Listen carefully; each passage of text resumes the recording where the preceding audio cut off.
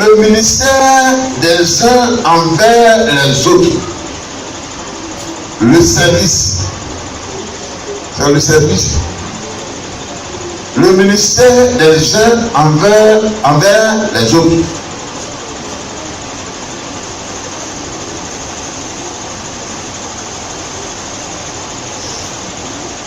C'est bien d'évangéliser. C'est bien de parler de la part de Dieu, de sortir, de faire des grands programmes d'évangélisation, de faire des porte à porte pour que les âmes viennent à l'église. Ça, c'est la mission que le Seigneur nous a confiée. Et cette mission, elle est très importante pour le corps de Christ. Si l'église existe, elle a une mission. Si l'église existe, elle a un travail à faire. Comme le corps, voyez, de l'homme doit travailler, comme l'homme doit travailler, l'église est un corps. Et elle a un travail, elle a une mission. Et sa mission, c'est d'aller par tout le monde, d'annoncer la bonne nouvelle, de prêcher la parole de Dieu. Cette mission, elle est la nôtre, elle est à nous. Et nous devons la réussir. Parce que nous sommes nés pour réussir. La nouvelle naissance, tu es né spirituellement pour réussir. Quand on est né de Dieu, on n'échoue plus. On est né de Dieu pour avancer, pour réussir. On fait des espoirs avec Dieu. On est né pour gagner la bataille. C'est la Bible le dit clairement. Dans le livre de, je crois, Jean, 2 Jean. On dit que tout ce qui est né de Dieu triomphe. C'est ça, hein?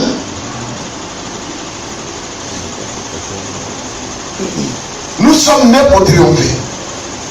Nous sommes nés pour guérir, pour gagner, pour sauver. On a une mission en tant que les sauvés, en tant que les enfants de Dieu. Et cette mission doit être une préoccupation pour chacun de nous. Ça, c'est un aspect important de la vie de Dieu, de la vie des enfants de Dieu. Mais ce que nous allons évangéliser, ce que nous allons arracher aux démons, aux sorciers, aux forces infernales, et on les introduit dans la famille, dans la grande famille de Dieu, il y a aussi un travail qu'il faut faire. Ils viennent à l'état brut. Ils viennent comme des gens qui n'ont aucune connaissance, n'ont aucune connaissance de la vie des choses de Dieu. Et quand elles viennent, ces âmes, il faut alors les maintenir. Notre travail d'évangélisation est à 2 volets. Il faut les faire venir, il faut les maintenir. Il faut les entretenir, il faut les maintenir dans la vie de Dieu. Il faut faire ce travail-là. Quand ce travail, ce second aspect n'est pas suivi, n'est pas fait, le premier, il devient nul. Le succès du premier dépend du deuxième. Je vais évangéliser, mais sans le travail interne, cette évangélisation devient zéro. Vous êtes sans ignorer qu'aujourd'hui, plusieurs évangélistes envoient des personnes dans les églises, mais le second volet n'est pas bien fait. Et quand ce n'est pas bien fait, l'église est bancale. L'église n'a pas la vie qu'elle doit avoir. L'église alors ne répond pas aux critères divins, aux critères de Dieu. Elle ne répond pas à la vie de Dieu. Cependant, on dit que je suis enfant de Dieu. Je le dis, oui, le dis. Voilà, mais quand tu regardes la vie qu'elle mène, ces personnes, ces hommes, tu vois qu'il y a du travail à faire. Il y a un gros boulot à accomplir. Le premier a été fait, mais le second n'a pas été fait avec succès. Les services, voyez, chrétiens, voyez, le ministère des uns envers les autres. Il faut alors ce travail, cet aspect second, pour que l'église du Seigneur Jésus-Christ soit une église dynamique, une église sans tache ni ride, ni rien de semblable. Une église prête à présenter au Seigneur Jésus-Christ, comme le dit l'apôtre Paul, une église glorieuse. Et ça a besoin du travail. Il faut vraiment du travail. Pour du travail. Pour du travail, vous savez, aujourd'hui, les hommes sont devenus très légers. Les hommes aujourd'hui sont devenus très légers. Au point où même leur propre vie, voyez, ils apprennent à la légère. Tu vois, l'homme aujourd'hui, il est trop léger. Même quand tu es en train de conduire, il est en train de traverser, il s'en fout, il marche comme s'il est dans son... Il est léger, même il joue avec sa vie. Oh, tu es là, je peux témoigner, tu es mort. Moi, je vis. Vous me faites quoi? Ma voiture est assurée. Elle est assurée. Je témoignais, je suis parti. Ou même si on m'a arrêté, ils vont me libérer. Mais tu es mort. Et l'homme aujourd'hui, même la vie, ça ne lui dit plus rien. Les choses les plus précieuses ne font plus rien aux hommes. Ils prennent tout à la légère. Tout ce qui est important est devenu léger aujourd'hui. Et quand tu regardes l'homme, tu ne sais pas vraiment qu'est-ce qu'il faut dire de l'homme aujourd'hui. Et vous voyez, cette façon de faire là, cette légèreté aujourd'hui est en train d'influencer l'église. L'église aujourd'hui, vous voyez, souvent prend des choses très importantes à la légère. Elle néglige ce qui fait la force de l'église, ce qui fait la vie de l'église, ce qui fait la puissance de Dieu en nous. Le ministère des saints envers les autres signifie l'acte de se servir. Ou l'acte de servir, pardon, les uns les autres et se soutenir. En tant qu'enfant de Dieu, c'est le travail que nous sommes appelés à faire.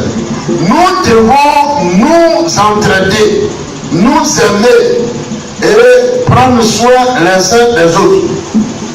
Nous entraider, on doit s'aider entre nous. On doit s'aider entre nous, c'est ça. La famille. Dans une famille, on s'aide. On s'aime. On s'entretient. Quand on est membre d'une famille, c'est ce qu'on fait. On s'aide. Tu as besoin de moi, j'ai besoin de toi. Voyez, je dois dire ce qui est bien, ce qui te fait du bien, je dois t'aider, et vice versa. Vice versa. On doit s'entraider, nous aider entre nous, nous apporter ce soutien, nous aimer profondément et aussi prendre soin les uns des autres. Donc, les chrétiens que nous sommes, nous avons des responsabilités vis-à-vis de l'autre.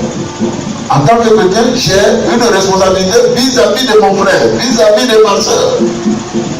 Je dois l'aider. Je dois l'aimer. Je dois prendre soin, voyez, de lui ou d'elle. Ça, c'est la mission également de l'église. L'église est faite pour ça. Chacun de nous est fait pour ça. On est fait pour aider. Pour aider. Mais on est là aussi pour s'entraider, celui qui aide aussi doit être aidé. Et vice versa, ce sont des actions, voyez, réciproques. On s'aide, on s'entraide. C'est réciproque. Il faut prendre soin de l'autre, il faut aimer l'autre. Il faut aussi que je sois aimé, ainsi que je vis la vie. Souvent on a entendu dire que moi, dans l'église, il n'y a pas amour. Qui va aimer qui? Ça le servir de chacun de nous. Chacun de nous qui doit aimer son frère. Donc, nous devons nous aimer. Nous devons aussi tous nous édifier au niveau émotionnel comme spirituel. Et aussi financièrement.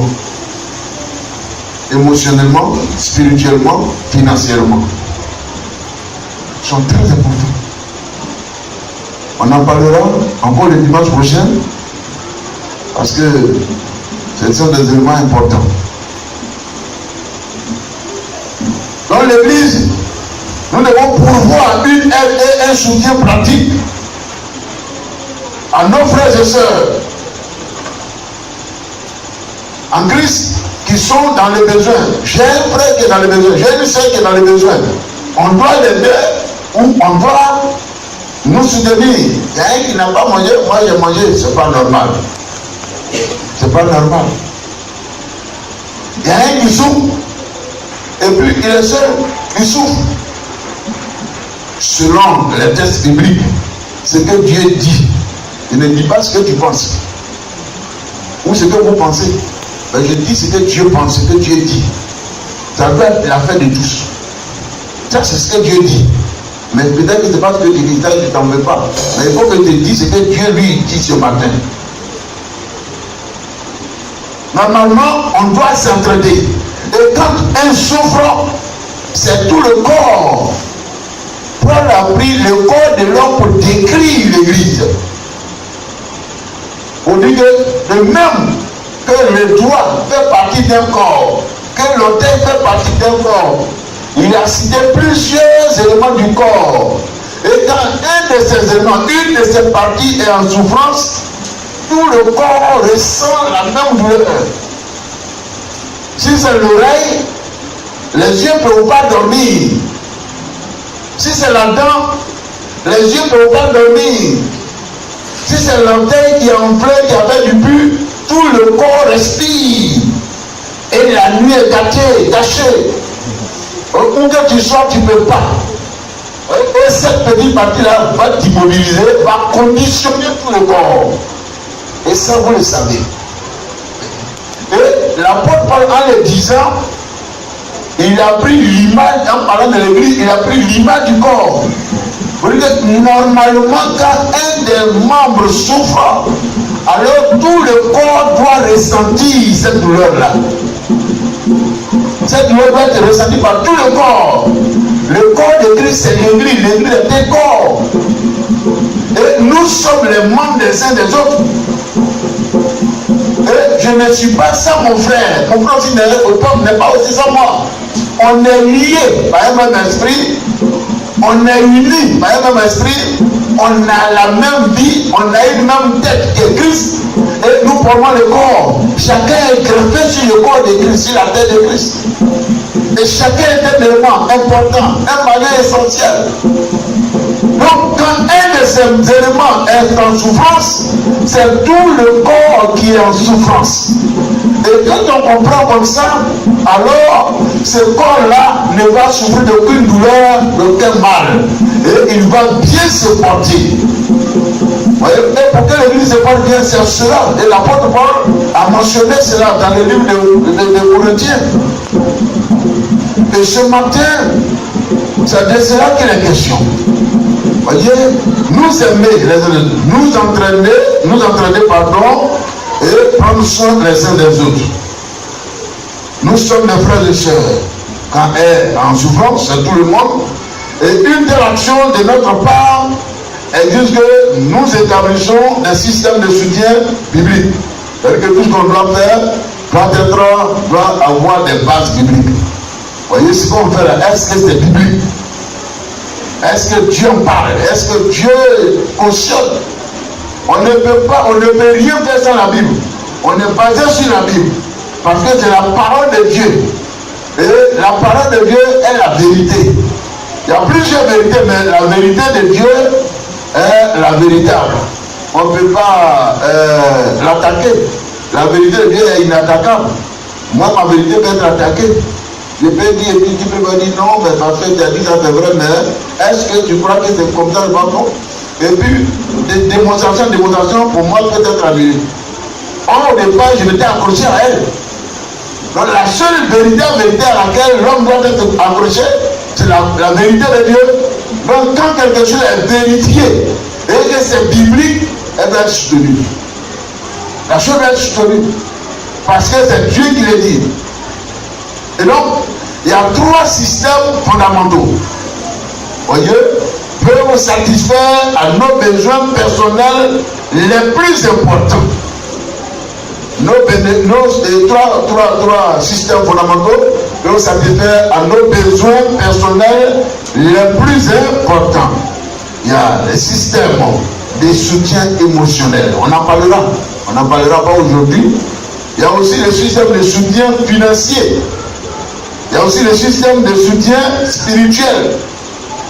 Voyez, l'homme, il est physique, mais il est spirituel. L'homme aussi, il est physique, il a besoin aussi de vivre une condition de vie agréable, parfaite. Il y a aussi, l'homme aussi est émotionnel. Il faut tenir compte de ces éléments-là pour que l'homme se sente vraiment heureux. Et on en parlera. On va parler de ces 3 éléments importants. On en parlera.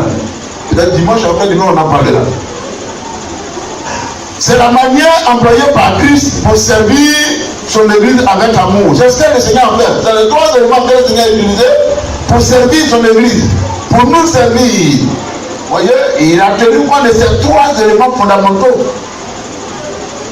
Il a tenu compte.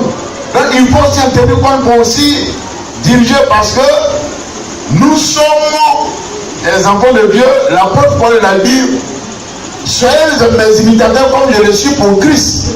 Nous sommes là pour marcher dans les pas du Seigneur. Nous sommes les imitateurs de Christ. Déjà le fondement est là. Nous ne faisons que construire. Quand nous prenons 1 Corinthiens 3, verset 10, je crois, il en parle. L'apôtre Paul nous parle là de ce qui est poussé par l'Esprit de Dieu. Il dit que j'ai posé le fondement comme un sage architecte. C'est un architecte, c'est ceux-là qui conçoivent les plans et qui font. Et quand c'est fait, il faut travailler en fonction du plan du travail fait. Et il faut respecter les détails, les différentes mesures pour que la maison soit vraiment telle que c'est conçu. Quand c'est pas bien fait, voyez, ceux qui ont une connaissance, pas les profanes, mais ceux qui ont une connaissance, voyez, de la chose, ils peuvent regarder et dire ce bâtiment n'est pas construit selon les normes. Il faut le détruire, il faut le reprendre. Parce que il a une connaissance dans le domaine. C'est un fondement qui a été posé. Il faut respecter tous les détails. Et l'église, il y a déjà des bases qui sont fondées. Le fondement est là. C'est sur ce fondement que nous devons construire. On ne peut pas faire autre chose que ce qui a été fait et puis dire qu'on est en train de construire. Il faut suivre déjà ce qui est là. Le fondement qui est posé, il faut construire dessus. Il faut faire un travail dessus en respectant les détails pour que la maison, l'édifice, le corps de Christ soit à l'image de Dieu. Quand ce n'est pas fait, c'est ce que je disais tout à l'heure, quand ces détails ne sont pas suivis, bon, on dit église, mais elle ne répond à aucune des normes. Elle est église de nom, mais on ne voit pas ce qui est de Dieu dans cette église. Quand on parle d'église, on parle de toi, on parle de moi. On ne voit pas ce qui est de Dieu en toi. On ne voit pas ce qui est de Dieu en nous. On se ressemble, mais Dieu, au fait, n'est pas représenté. La vie de Dieu n'est pas là. Or, là où est la présence de Dieu, il y a la vie. Il y a une différence, on le sent. La différence est nette. Et le fondement, il est déjà posé.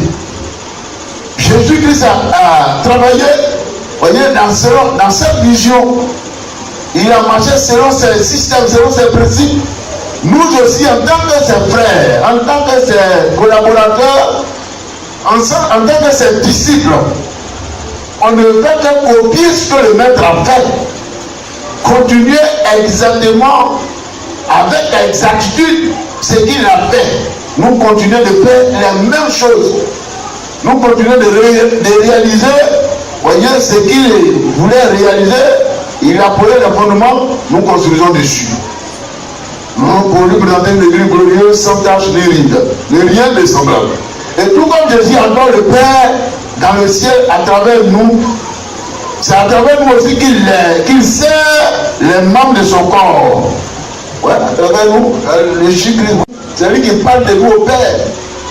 C'est lui qui est notre représentant. Voyez, devant le Père. Et il travaille pour nous. Il est devant le Père. Il intercède pour nous. Voyez, Jésus fait le travail qu'on devrait faire auprès du Père. C'est lui qui le fait. C'est pourquoi personne ne peut être sauvé sans passer par Jésus-Christ. Et la Bible, c'est ça, elle est claire là-dessus. Qu'il y a des saluts en aucun autre.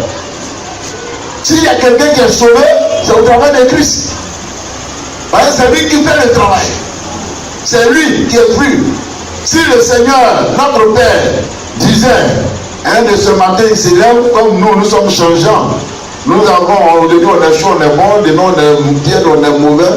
Si Jésus était, si Dieu était comme nous, et puis il se lève un matin et dit, bon, Jésus, quitte entre moi et les hommes, entre les hommes et moi. Et puis je vais régler avec eux. Aucun n'ira au ciel. Aucun. Parce que entre toi et Dieu, tu ne peux jamais vivre propre. Non. C'est à travers Jésus que Jésus nous regarde. Et donc Dieu nous regarde. Et c'est, voyez, c'est Jésus-Christ là qui intervient, qui dit que voilà ce que tu veux, celui que tu veux punir. Voilà ce que je fais pour lui. Dieu dit, bon d'accord, je te comprends parce que tu as déjà fait ça, tu acceptes. Mais s'il n'est pas entre nous et Dieu, c'est foutu. Il n'y a pas de vie, il n'y a pas d'espérance, il n'y a pas d'espoir. C'est la mort.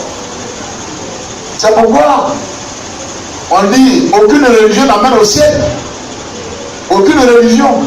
Aucun homme ne peut nous amener au ciel. La seule personne qui nous amène au ciel, c'est bien Jésus-Christ. C'est le canal. Voyez, c'est le moyen par excellence pour aller au ciel.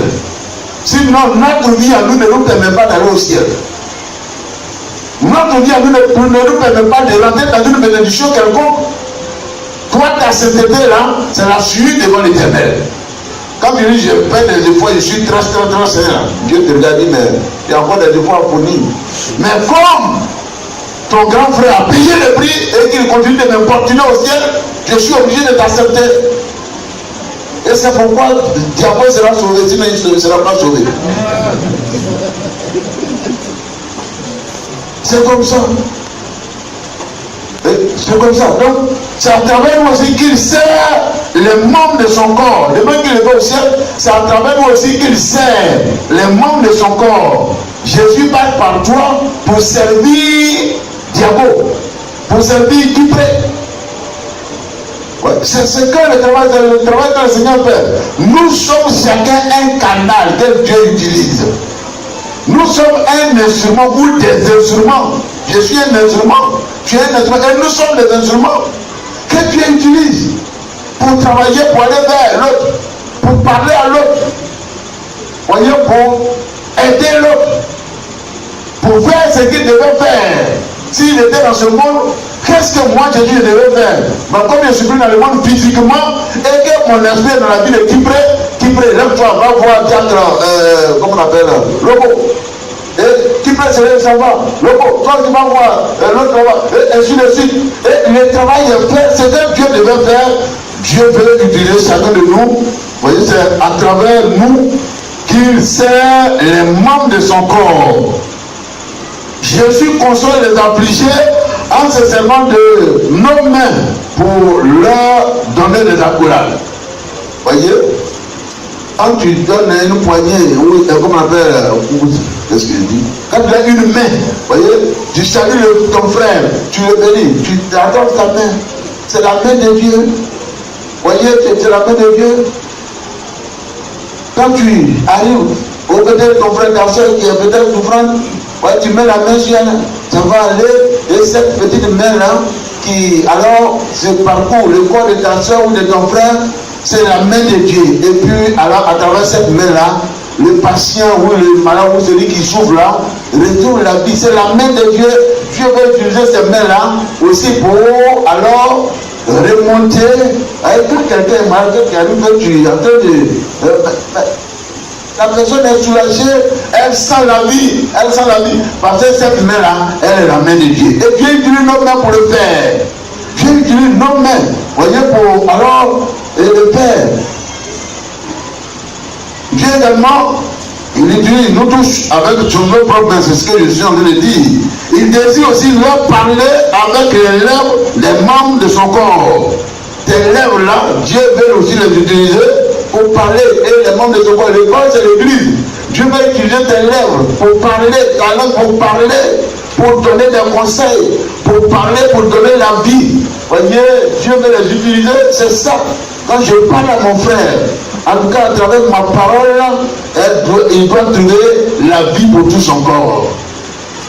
Ma soeur doit trouver la vie pour tout son corps. Je suis là pour exhorter. Dieu exhorte à travers moi. Dieu utilise ma bouche pour exhorter, pour édifier, pour construire, pour faire du bien. Pour faire du bien. C'est important. Et c'est en cela que nous sommes tous appelés. Parce que c'est aussi en cela que l'apôtre Paul a dit, si je vis, ce n'est plus moi qui vis. C'est Christ qui vit en moi. Parce que désormais, mes mains sont ses mains. C'est avec ses mains qu'il travaille. C'est avec cette bouche qu'il travaille. C'est avec ses yeux qu'il travaille. C'est avec tout ce corps qu'il travaille. On est un instrument des mains de Dieu. Comme le bic ici, un instrument dans ma main. Et je l'utilise pour écrire. Toi aussi, tu es un instrument que Dieu utilise. Et si on a compris comme ça, vous allez voir que alors le Seigneur va faire des choses extraordinaires, des choses merveilleuses. Donc nous sommes chacun pour sa part. Et alors, ce corps-là, c'est l'église que nous sommes. Il utilise avec chacun de nous pour faire un travail dans l'église. Pour rassurer chacun, les uns les autres, que nous sommes ici en famille, que la vie de Dieu est là. Voilà ce que Dieu doit faire. Voilà ce que, vous voyez, je suis en train de faire par rapport, voyez, à la parole de Dieu. Et à Jérusalem, dans l'église primitive, les membres se servaient, voyez, ou servaient aussi le Seigneur. Les membres servaient le Seigneur dans l'église de Jérusalem, dans l'église primitive. Regardez, prenons Acte 2. Acte 2. Acte 2. Prenons Acte 2, verset 41.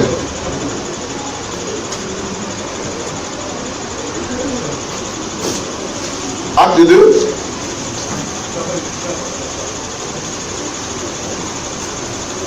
Acte 2, 41. Acte 2, verset 41. Ceux qui acceptaient sa parole furent baptisés. Et en ce jour-là, le nombre des disciples augmenta d'environ 3000 âmes. Merci. Tu lis aussi le verset 46. Verset 46. Ils étaient chaque jour, tous, ensemble assidus au temple. Ils rompaient le pain dans les maisons et prenaient leur nourriture avec joie et simplicité de cœur. Verset 47. Louant Dieu et trouvant grâce auprès de tout le peuple. Et le Seigneur ajoutait chaque jour à l'église ceux qui étaient sauvés. Voilà. Donc tous ceux qui avaient accepté Jésus-Christ baptisé, ils étaient régulièrement ensemble pour faire quoi? Oui. Leur priorité principale était d'adorer le Seigneur. Il adorait. Il se retrouvait là, il était sur le temps pour faire quoi? Pour adorer le Seigneur. Vous voyez, pour l'adorer. Selon ce que nous dit le chapitre 47. Il dit quoi? Le verset 40. Louant Dieu et trouvant grâce auprès de tout. Ils louent Dieu. Ils étaient en train de louer Dieu. Il y avait des actions de grâce. La louange à Dieu, l'adoration.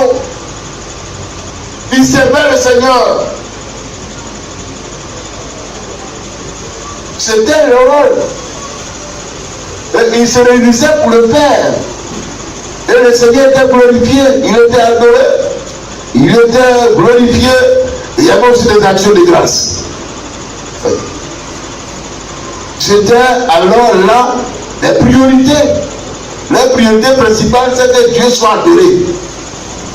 Et vous savez que s'il y a un Dieu qu'on doit adorer, c'est le roi des rois.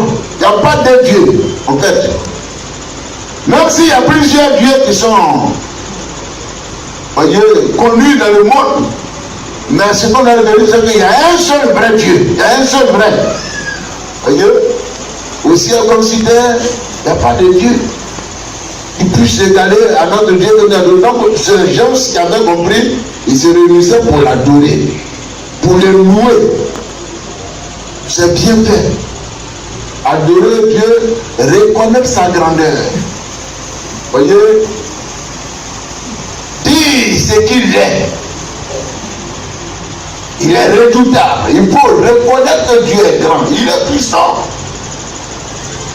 Parce que sa créature le démontre la puissance de Dieu, la grandeur de Dieu. Et il faut adorer ce Dieu grand.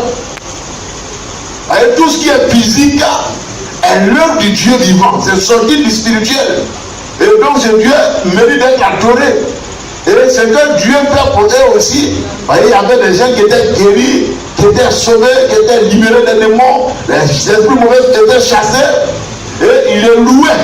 C'est-à-dire que il reconnaissait les bienfaits de Dieu dans leur vie. Il reconnaissait cela. C'est ça, louer. Et il faisait aussi des actions de grâce. Il y avait des actions de grâce. Et ça, c'était leur activité principale. Et cela était dans l'église. L'église de Dieu doit adorer Dieu. Doit également aussi le louer. Doit aussi faire des actions de grâce. C'est cela. C'était leur priorité. Les membres également se servaient les uns les autres. Ce n'était pas que louer Dieu, adorer Dieu. C'est vrai, il dit que il y a deux grands commandements. Aimer Dieu de tout son cœur. Et le second qui lui est semblable, c'est aussi aimer son prochain. Et donc, les membres se servaient les uns les autres. Ce service existait. Regardez Acte 22, toujours dans Acte 2, 44-46. Le même chapitre. Le même chapitre. Acte 2, 44-46. Acte 2, 44. Tous ceux qui croyaient étaient dans le même lieu et ils avaient tout en commun. Ils vendaient leurs propriétés et leurs biens et ils en partageaient le produit entre tous, selon le besoin de chacun. Ils étaient chaque jour tous ensemble assidus au temple.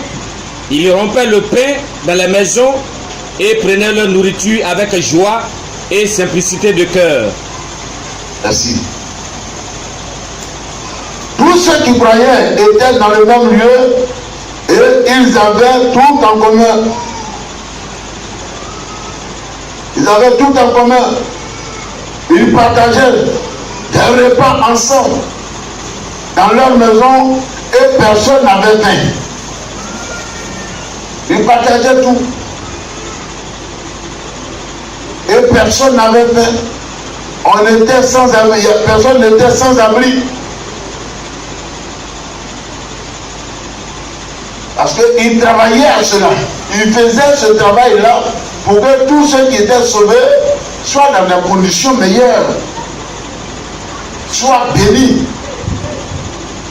Et ils faisaient tout également pour aussi pouvoir. Alors le minimum était là, la nourriture était là, ils pouvaient dormir.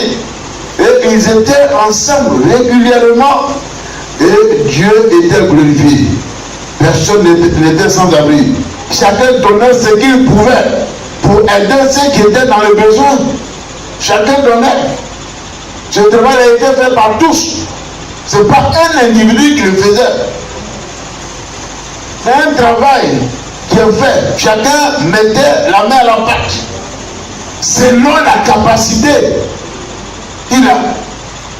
Celui qui avait beaucoup donnait beaucoup. Et il y a même qui avait des biens. Et alors il les vendait pour venir déposer ce moyen-là pour que l'église soit entretenue. Pour que la vie soit là. Chacun apportait. Et donc c'était des actions communes. C'est un travail, c'est un sacrifice qui a été fait par chaque membre. Chacun faisait un effort. Chacun donnait ce qu'il pouvait donner. Et personne n'était oisif. Personne n'était à l'écart de cette opération. Personne n'était à l'écart. Et chacun travaillait, chacun faisait ce qu'il pouvait faire pour apporter ce qu'il peut apporter pour la survie de l'Église. Pour la survie de l'Église. Vous savez que l'Église doit se prendre en charge. Elle-même, elle doit se prendre en charge, prendre soin d'elle-même, se développer elle-même, se construire elle-même pour être une église forte. Elle doit travailler à sa survie. Et ils ont compris. Ce travail-là, ils ont compris. Une église qui ne sait pas qu'elle doit même travailler, pour qu'elle soit une église vivante. Bon, on prend un seul aspect. Voyez, on tient compte d'un seul aspect, qui est l'aspect peut-être spirituel. On va prier, on va lire la Bible, on va faire le culte matin, midi, soir, et puis on s'arrête là.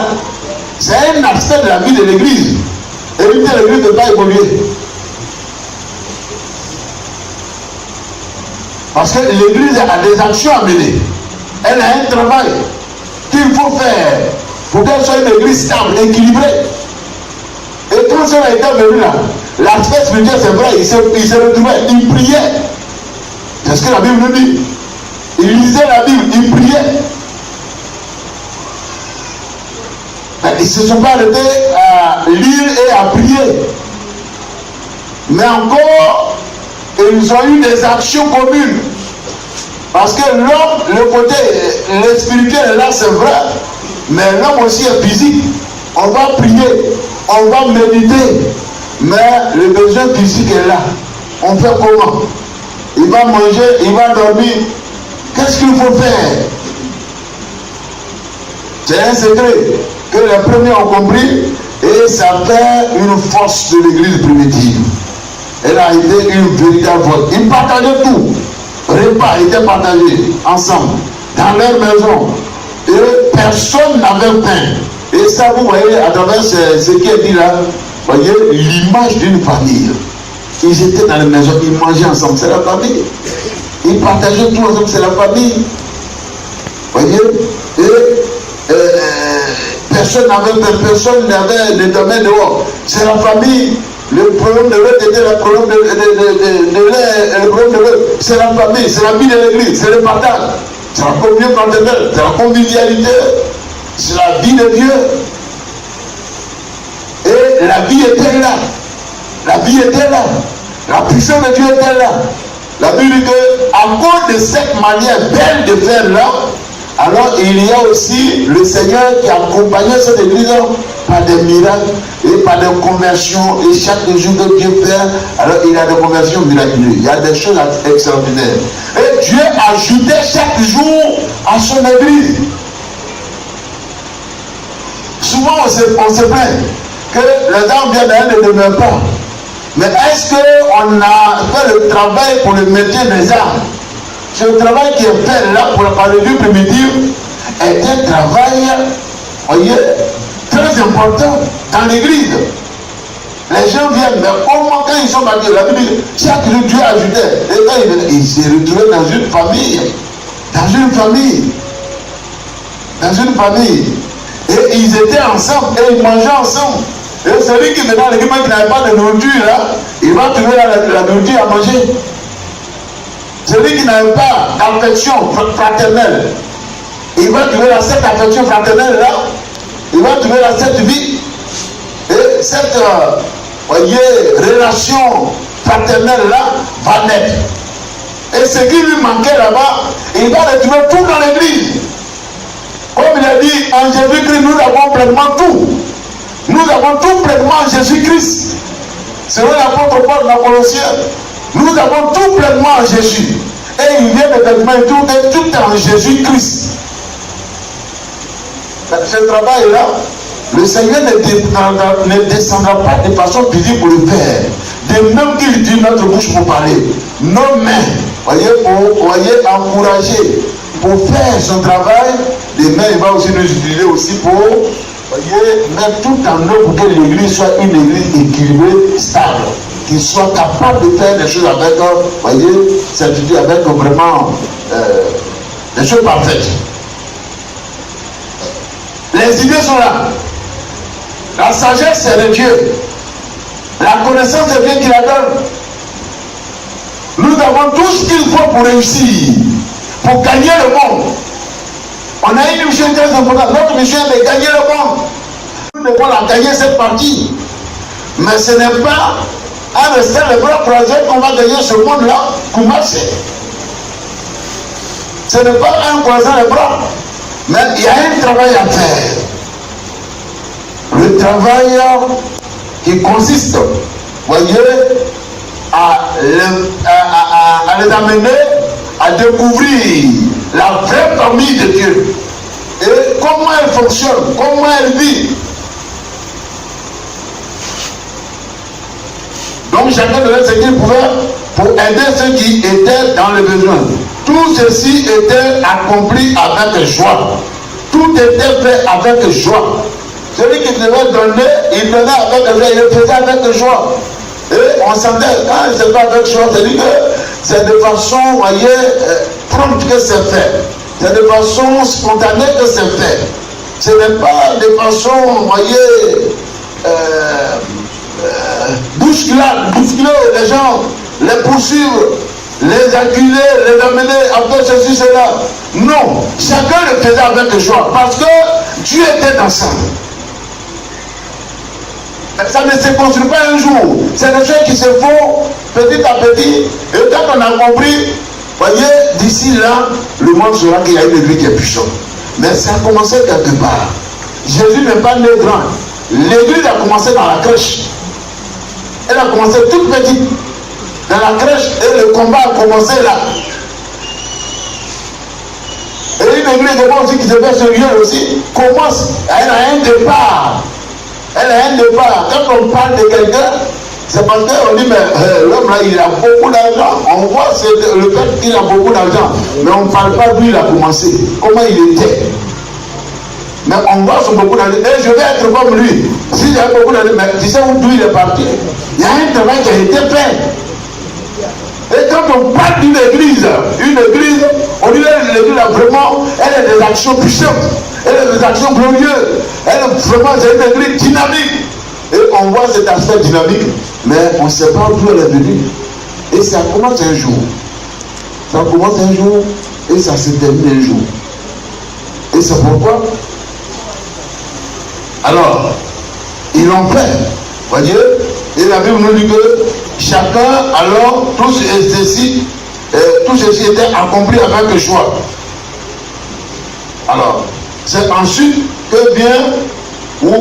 ensuite que leur ministère pour le monde entier a commencé à se développer à cause de leurs actions précédentes. Donc, c'est quand ils ont fait tout ça, et le ministère réellement a commencé. Et déjà, tout le système est là. Le système est déjà, le décor est planté. Et quand les gens viennent, alors, ils sont prêts à gagner le monde. Et puisque déjà, ça y est, là, tout est déjà en place. Et alors, ils ont commencé à gagner le monde. Ils ont commencé à gagner le monde. Vous voyez, c'est pas par l'évangile seulement que le monde a été gagné. Par aussi ses actions. Et tout est dans l'évangile. Tout est dedans, tout à l'intérieur. L'évangile, c'est pas seulement, on enlève tout ce qui est dedans, et puis on prend l'aspect spirituel. Il y a l'aspect vie, il y a Dieu, et puis il y a le physique. Fait que les deux choses sont importantes. Dieu n'est pas resté spirituel. Si Dieu n'avait pas, voyez, permis l'aspect physique, aujourd'hui on ne serait pas. Donc, le spirituel et le physique, alors, vont ensemble. Donc, quand ils ont fait ce travail-là, alors leur activité, leur travail de gagner le monde-là, a eu un sens. Et ce travail a porté son fruit. Quand on lit de la Bible aujourd'hui, l'église primitive a été une église puissante. Ceux-là aussi se sont organisés, ils ont travaillé, voyez, à créer une église glorieuse, une église puissante, une église forte. Ensuite, c'est ce que je disais, que le ministère pour le monde entier a commencé. Ils ont commencé à gagner le monde parce que le travail a été fait. Au milieu d'eux, un travail de fond a été fait. Quand nous lisons Actes 2, versets 43 à 47, toujours dans le même chapitre, on est là, on ne bouge pas, on a notre dernier verset. Actes 2, 43 à 47. Actes 2, 43 à 47. Oui. La crainte s'emparait de chacun, et il se faisait beaucoup de prodiges et de miracles par des apôtres.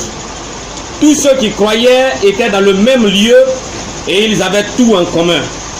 Ils vendaient leurs propriétés et leurs biens et ils en partageaient le produit en tous, selon les besoins de chacun. Et ils étaient chaque jour tous ensemble assidus au temple. Ils rompaient le pain dans les maisons et prenaient leur nourriture avec joie et simplicité de cœur, louant Dieu et trouvant grâce auprès de tout le peuple. Et le Seigneur ajoutait chaque jour à l'église ceux qui étaient sauvés. Quel était le secret? Le secret c'était quoi? Hein? Ils avaient tout en commun. Ils avaient travaillé et ils ont réussi à créer en communion fraternelle la vie des familles. Ils ont maîtrisé ça. Le ministère pour Dieu était les uns, le ministère pour Dieu et des uns envers les autres était la source de leur témoignage pour le monde entier. Les gens ont rendu témoignage pour cette église. Vous dites que voilà une église qui fait des choses extraordinaires. Voilà une église qui gagne. Voilà une église où chaque jour que Dieu fait, il y a des convertis, il y a des âmes sauvées. Mais qu'est-ce qui a fait ça? C'est parce qu'ils ont compris qu'il faut faire un travail à la base. Il faut se souder, il faut se mettre en accord. Vous savez, quand on est fort, quand on est ensemble, on devient puissant. Et cette église-là, les gens ont rendu témoignage de cette église. Aujourd'hui, on continue de donner le témoignage de cette église. Elle a été puissante, elle a été forte, elle a été dynamique, elle a fait des choses extraordinaires, elle a renversé des forteresses, elle a démontré qu'en Jésus-Christ, il y a de la vie, il y a la puissance. On a un Dieu qui est puissant. On le disait la fois dernière, le dimanche dernier, que ici, je voulais prêcher ici, dans le livre de Ecclésiaste. J'ai dit quoi ici? Hein, j'ai dit quoi? Réveille. Mieux vaut la bonne réputation qu'un parfum de bonne valeur. Une bonne réputation vaut mieux que le bon parfum. Ouais, et ils ont eu ce témoignage-là. Si c'est un parfum qu'ils avaient mis sur eux, ça fait combien d'années que cette église a existé? Plus de 2000 ans. Plus de 2000 ans. 2000 ans. 18 ans. 2018, bientôt. 18 ans. Dans quelques mois, on va boucler 18 ans.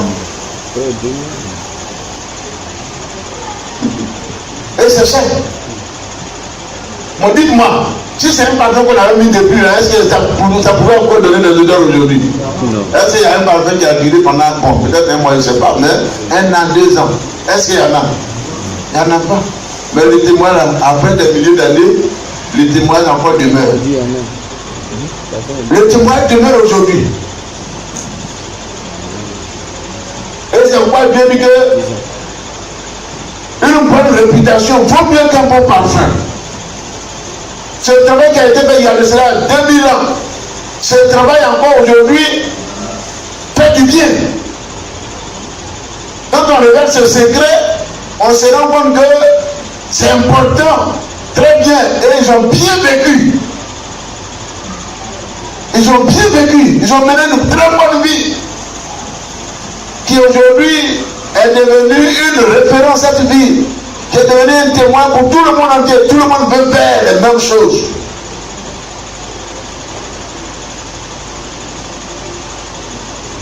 Et le témoignage est parti dans le monde entier. Partout où on parle de Dieu, ce témoignage est là.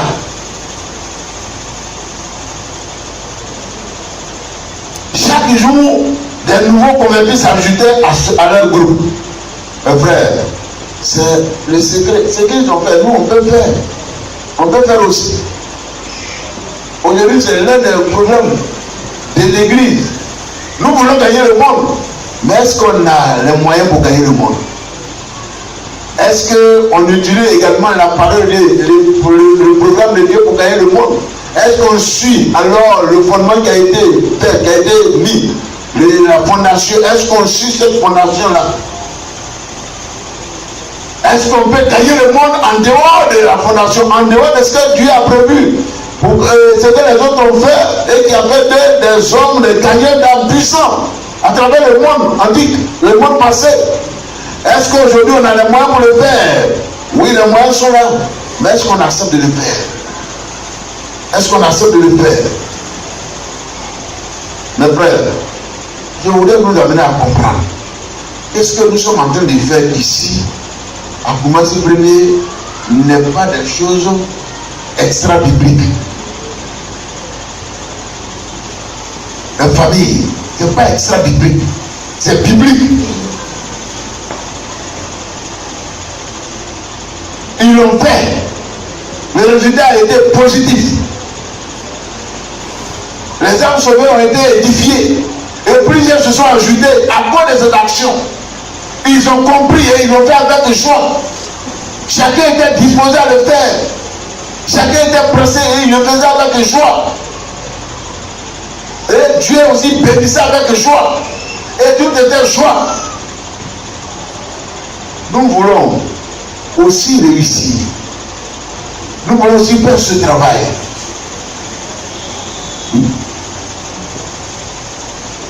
Et ce que nous voyons, c'est une image parfaite du plan et du dessein de Dieu en action. C'est le plan de Dieu que nous sommes en train de décortiquer. Le plan de Dieu. C'est une image parfaite du plan et du dessein de Dieu en action. C'est ce qu'il faut comprendre. C'est ce qu'il faut comprendre. Une famille qui ne prend pas les dispositions pour recevoir les enfants qui naissent. Et chaque jour, vous voyez, ce sont des escaliers. Un assis, un fait la part, l'autre vient. Et ainsi de suite, on les a dit, sans prendre des dispositions, ces enfants vont devenir comment? Hein, on est devenu des délinquants, vous le dites concrètement. Quand ils n'ont rien à faire là, c'est des délinquants. Là, c'est le travail que tout le monde peut faire. Ils sont dans les rues, les enfants des microbes. Parce qu'aucune mesure n'a été prise. Et on a pris 3 ou 4 femmes. Et chaque jour, chaque mois, il y a un enfant qui vient. Chaque jour, chaque mois, il y a un enfant qui vient. Hein? Mais ces enfants, ils vont faire quoi? Ils ne peuvent rien faire. Ils deviennent des brigands, des délinquants, des voleurs, des microbes. Piquent dans les poches des gens. Des coupeurs de route. Ils deviennent des sorciers. Et ils deviennent dangereux pour la société. Aucune mesure n'a été prise. Et une église qui veut gagner le monde, qui ne prend pas de mesures, qui ne veille pas cela, ne peut pas réussir. Il ne peut pas faire des chrétiens qu'il va amener au ciel. Mais aujourd'hui, il y a des délinquants spirituels. Ils se disent qu'ils connaissent Dieu, mais ils n'ont aucune connaissance de Dieu. Et ceux-là, ils sont des chrétiens endurcis. On ne peut plus bien faire. Tu dis, lui, il dit connaître Dieu comme toi.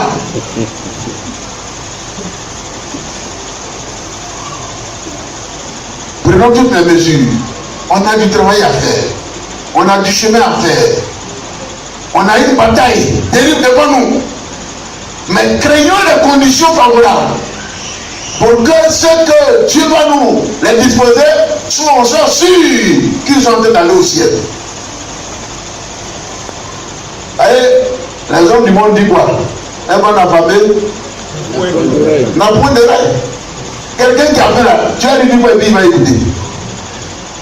Aucune mesure n'est prise pour qu'il soit aidé. Il ne voit pas l'horizon là. Aucune lumière à l'horizon, il voit tout est noir.